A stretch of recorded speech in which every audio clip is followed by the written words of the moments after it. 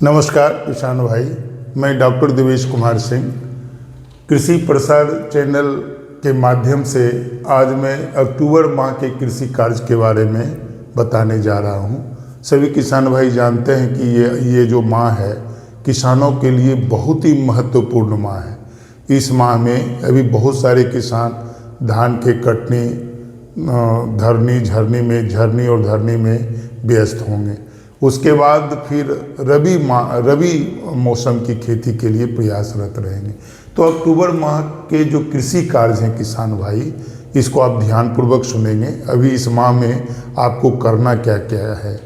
तो बहुत सारे किसान भाई अभी धान खड़ा है, या बिहार में तो धान कटनी भी शुरू हो गया, झारखंड में धान अभी फ्लावरिंग स्टेज में है।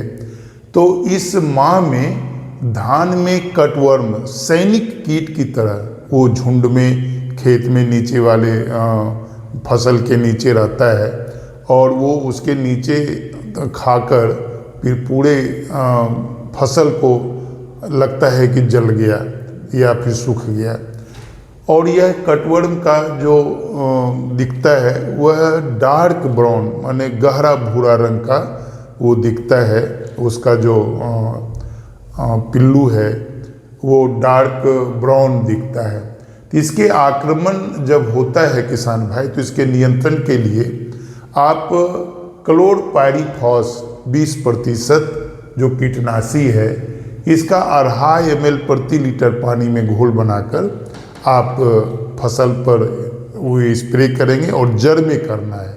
फिर यदि नियंत्रण नहीं होता है पहला स्प्रे में, तो फिर 12 से 15 दिन के बीच में फिर दूसरा स्प्रे करके कटवर्म पर नियंत्रण पा लेना है।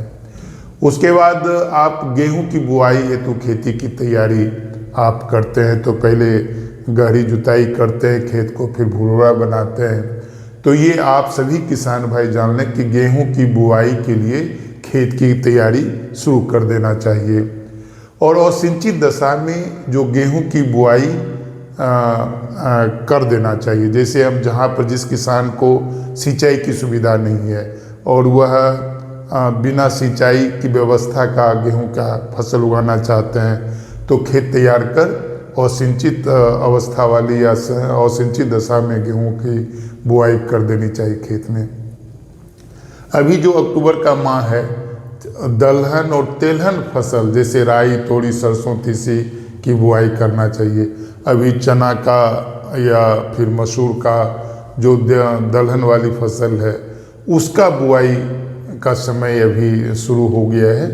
तो अभी बुआई करना चाहिए ये अक्टूबर माह में। बुआई से पूर्व बीज को उपचारित करना चाहिए।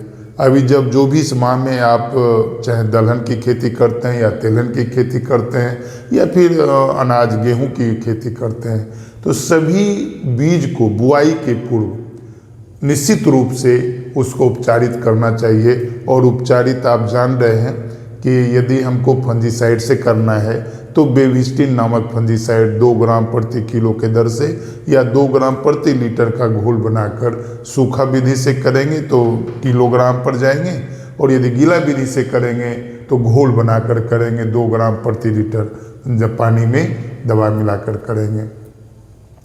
दलहनी बीज को जो अभी हम बताए कि बेविस्टिन से उपचारित करना है। उसके बाद FIR टेक्निक अपनाना है। जैसे यदि हमको फंजीसाइड से करना है तो पहले फंजीसाइड से करें, कीटनाशी से करेंगे तो फिर कीटनाशी से करें, और यदि फिर राइजोबियम से करना है या ट्राइकोडर्मा से करना है तो फिर वो इंसेक्टिसाइड के बाद करें। तो बेविस्टिन से उपचारित करने के बाद जो दलहन की खेती करते हैं किसान भाई, उसको ट्राइकोडर्मा जो फफूंद है वो 5 ग्राम प्रति किलो बीज की दर से उपचारित करके फिर इसको वो करते हैं, थोड़ा देर छोड़ देते हैं। फिर हम जाते हैं राइजोबियम कल्चर का उपचार करते हैं। तो गर्म पानी करते हैं, उसमें गुड़ शक्कर को मिलाते हैं। शक्कर को मिलाने के बाद जब पानी ठंडा हो जाता है तब उसमें राइजोबियम कल्चर मिलाकर फिर उसमें एक लेयर, बीज में एक लेयर देते हैं। लेयर देने के बाद थोड़ा उसको आधा घंटा छोड़ देते हैं, फिर खेत में लगाते हैं। तो राइजोबियम कल्चर से उपचार हम इसलिए करते हैं, जो वायुमंडल में नाइट्रोजन है उस नाइट्रोजन को राइजोबियम दलहन के फसल के जड़ में गांठ बनाता है और नाइट्रोजन फिक्स करता है, जो उस फसल को और फिर आगे लेने वाली फसल को नाइट्रोजन काम में आता है। कल्चर उसके बाद इस माह में आलू को भी लगाने की प्रक्रिया किसान करते हैं। तो आलू के बीज को लगाने के पहले निश्चित रूप से बीजोपचार करके ही बुआई करना चाहिए। किसान भाई आप सभी जानते हैं कि आलू में एक बीमारी लगता है जो लेट ब्लाइट के नाम से जाना जाता है, जो पिछाद झुलसा रोग को भी कहते हैं, और ये फाइटोप्थोरा इन्फेस्टान से होता है। जब तक कि इस आलू के बीज को हम कहीं से लाते हैं उसको हम उपचार नहीं करते हैं। तो उपचार हम निश्चित रूप से हम रिडोमिल एमजेड से या डायथेनम 45 से, रिडोमिल एमजेड हम इसलिए कर रहे हैं कि उसमें मेटालेक्सिल और ये रहता है डायथेनम 45 गामा रहता है उसमें। तो ये दोनों मिलकर आप जो उसमें सतह पर या बीज के सरफेस पर जो फंगस है उसको नियंत्रण करता है या उसको मार देता है। तो निश्चित रूप से आलू के बीज को उपचार करके ही लगाना चाहिए। और फिर आगात फूल गोभी यदि हम लगा रहे हैं तो उसके बिचड़े को तैयार होगा, बिचड़ा तो तैयार हो गया होगा आगात फूल गोभी के लिए। तो जब रोपनी करते हैं तो बिचड़े के जड़ को बिना उपचारित किए हुए नहीं लगाना चाहिए।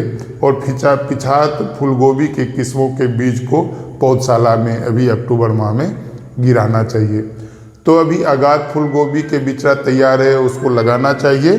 और फिर जो फूलगोभी का किस्म है पिछात वाला उसको ये करना चाहिए। रबी चारा हेतु फसल की बुआई करना चाहिए। तो किसान भाई जब जो भी किसान जानवर पालते हैं, गाय भैंस पालते हैं, तो रबी में चारा जो भी लगता है उसको लगाने के लिए बुआई कर देनी चाहिए इस माह में। और इसी माह में दीमक आदि के उपचार के लिए अंतिम जुताई के समय क्लोरपायरीफॉस या मिट्टी का उपचार कर दें, क्लोरपायरीफॉस दें और गहरी जुताई करके धूप में आप थोड़ा लगने दें, उसके बाद फिर उसमें क्लोरपायरीफॉस का इस्तेमाल करना चाहिए। तो ये तमाम अक्टूबर माह के कृषि कार्य हैं जो किसान को करना चाहिए। और ये पूरा अक्टूबर माह किसान के लिए व्यस्त माह है। तो आपसे निवेदन है कि अभी इसी माह में या फिर अगले माह में चुनाव का भी समय है, तो आप खेती को यदि 2 दिन 4 दिन 5 दिन विलम्ब कर देंगे तो आपको नुकसान होगा। तो आप चुनाव को भी देखेंगे और अपनी खेती पर भी ध्यान देंगे।